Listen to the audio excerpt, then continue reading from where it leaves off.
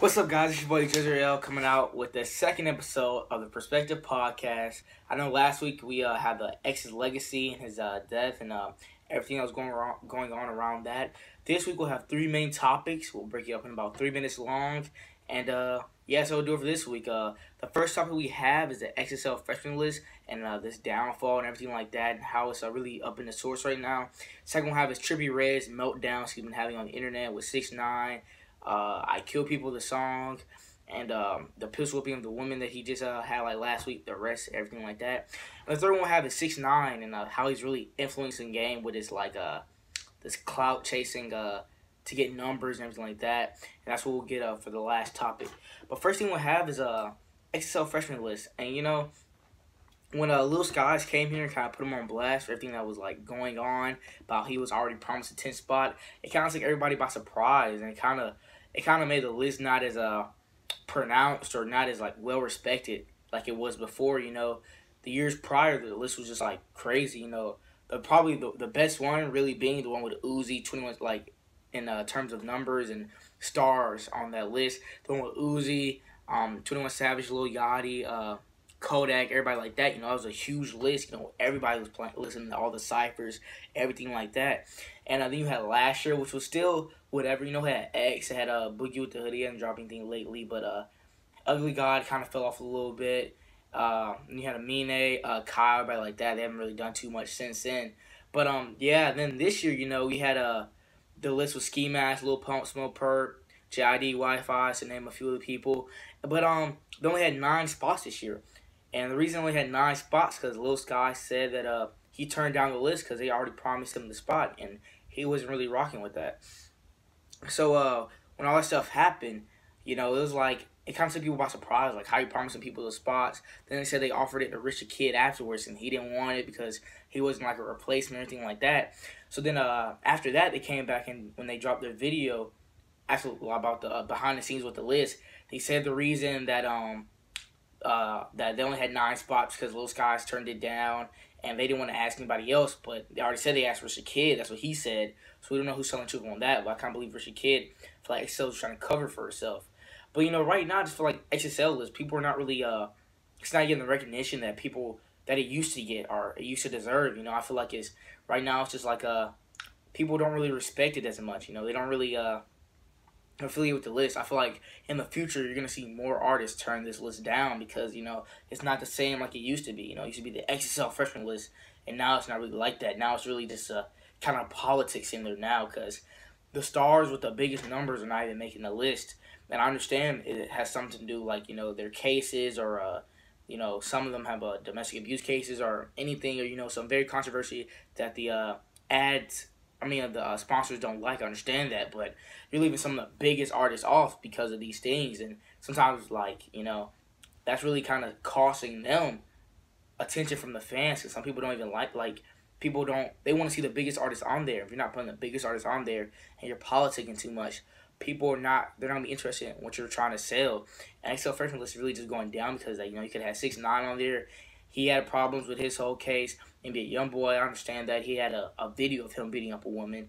And then he just had, people wanted a little baby on there, Gunna, Go Yayo. Not Go Yayo, what's he do? Yeah, Go Yayo, people like that. And they just wanted them on the list. But they couldn't put them on there because, you know, all the problems they were having. The second topic we have is Trippie and meltdowns. And I mean meltdowns of what he's been having.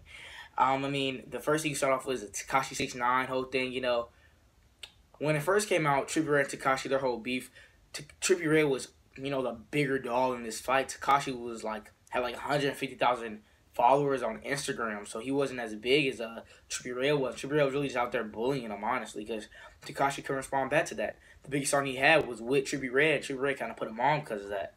And then after that, you saw Tekashi 6ix9ine's biggest song dropping, having like 140 million views on Gumbo. And then, you know, the whole table started to change. The whole, like, tables turned. And Tekashi just started coming at Trippie. And Trippie really couldn't respond. Tekashi was 7-on-7 with the Billboards, having, like, every song having, like, more than 70 million views. Trippie's biggest song back, like, at that time was, like, 25 million, like, with Love Scars. That was, like, really, really blew up. So, you know, they really hit Trippie pretty, really, really hard. And, you know, he's doing some things now that are really costing him. Like I feel like his image, with him saying that Tekashi 9 is a pedophile, everything like that. Then he came here and did a song with Tato after he beat up Cuban Doll, which is very, very big, and that's really hurting your image right there. And Tekashi's really getting Trippie Red's head, honestly, because like he's having that problem. He's been arrested multiple times. He he jumped somebody with a little wop on there in Atlanta, and then he had the biggest incident that he's had yet, pistol whipping a woman inside a house. And that is huge right now, with the whole domestic abuse, a trend really going on, protests, everything like that. That's very huge right now because, that's really been hurting other rappers' images just like that. NBA YoungBoy, his whole stuff, not Kodak, XXX. So, domestic abuse, hurting women, that's a really big problem right now. And for Trippie Redd to get into all that, because when he was trying to defend his girlfriend, he pistol up a random girl and made her go unconscious. That's really going to hurt him in the long run. And I feel like Tekashi has really, brought him down a lot. Because, he started off with him bullying Tekashi when Tekashi wasn't as big with, 100,000 followers. Trippie Redd had, 800,000 this time. And now, Tekashi's bigger than him, and Trippie Redd really can't handle that. And I feel like he's just acting out and doing things that are really going to hurt his image in the long run. Because he has a very, very bright future. But if he keeps it up, it's going all down the drain. So we'll see what happens with that. The last and final thing is about the person we just talked about his rival, and that is Tekashi 6ix9ine. 6ix9ine, right now, I would say Uzi, 6ix9ine, and X are the three most influential rappers of this generation or this time period. And right now, we're just going to go into 6ix9ine's. For this episode, we're going to go into 6ix9ine and why I feel like he's the most influential rapper of this time period right now.